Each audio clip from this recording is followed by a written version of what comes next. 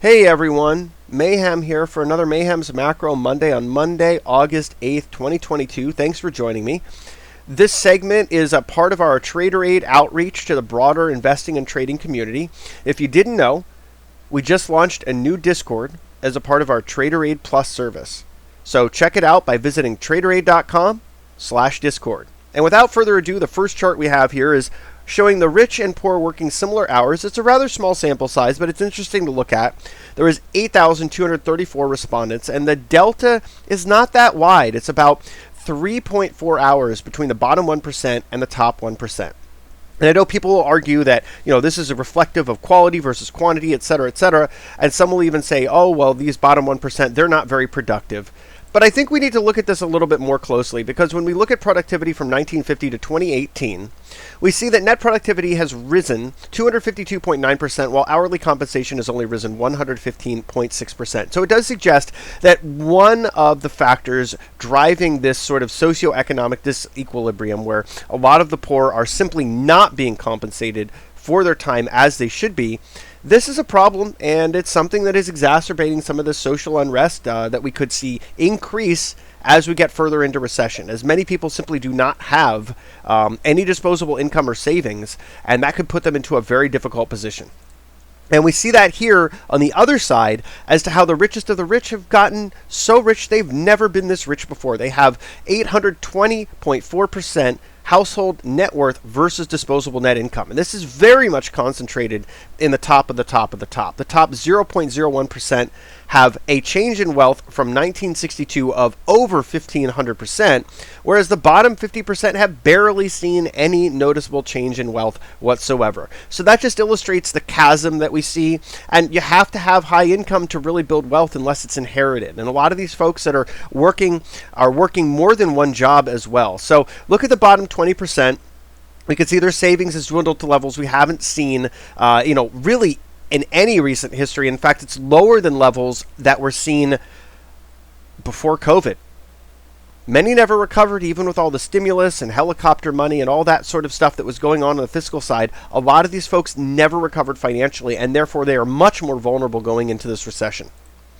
We can also see that as expressed by U.S. credit card debt, which has surged year over year, and just absolutely incredible delta there from the base where people are ostensibly paying down this debt in 2021 to the rise that it's seen of over $100 million. Now, that's a delta over $200 million in credit card debt. This debt has interest rates rising.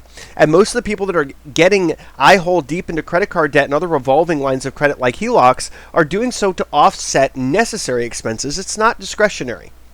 So that's a big concern, because now they're doing this because the cost of goods and services have gone up, and now the cost of capital is going up, so it's acting like a vice grip on the consumer, who is the biggest part of the economy. We see that a lot of these same folks are struggling so hard they're working multiple jobs in record numbers. That's showing us also that they're kind of burning the candle from both ends, both on the debt side and on the labor side. These are folks that are content to be in the labor force. There's also a lot of folks that are just completely avoiding the labor force, and that's a whole other matter altogether. The misery index is rising. It's projected to soften a bit as inflation's velocity is expected to taper off here, but we'll see what actually happens. But nevertheless, this index is showing the U.S. consumer is not doing very well, and we'll get that consumer sentiment number on Friday to see what people are saying in that survey.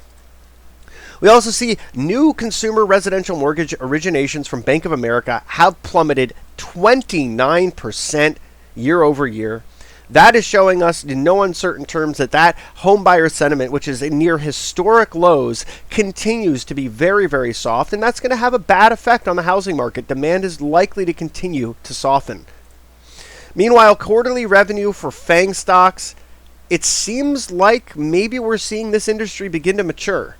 And I think that's something that we should be paying pretty close attention to, as this is the largest weighting in the S&P 500 and especially the NASDAQ. In the S&P, it's about 24%. In the NASDAQ, it's close to 40%. And that matters a great deal because these companies are really going to have a big role to play in determining the direction of these stock market indices moving forward. Meanwhile, managed money got really long buying the RIP yet again. The last several times they got really long this year buying the RIP did not work out well for them, as you can see in the correlation between these two charts. We'll see if this time is any different. But right now, a lot of these guys have leverage on. They're not just long, they're well long into this market, which means that also on the other side of it, if we have any kind of decline that happens at a reasonable pace, they may be forced to exit that leverage in a somewhat disorderly way. We see TLT is suggesting that QQQ is getting a little bit ahead of itself, and every time it suggested that this year, it's been bad for equities, and particularly the longer duration risk tech, growth, biotech, and other assets that are a lot like that. So I'd say it's worth heeding the warning that the bond market is sending. We see also rising inventory. You remember we had semiconductors as a shortage? Now we're starting to see semiconductors in abundance. Doesn't mean that all the shortages are behind us, because there's various different types of semis. Some for the autos are still in a bit of a shortage because a lot of these are legacy chips that are just not being produced in the same volume. But overall, there's a large chip inventory increase, and that could have a negative impact on some of the semiconductor producers. Finally, we're going to leave it off here with a chart of the U.S. government's 2020 revenue versus expenditure. You can see that whopping $2.7 billion deficit. It will be lower this year in all likelihood, but we are seeing this administration and legislature try to cram in some more spending as we get close to the end of the year. And I think that could be a somewhat, could complicate the efforts of the Fed. Let's put it that way. You know, when you're putting more fiscal spend in, whether you call the bill the Inflation Reduction Act or not, more fiscal spend is going to increase inflationary pressure.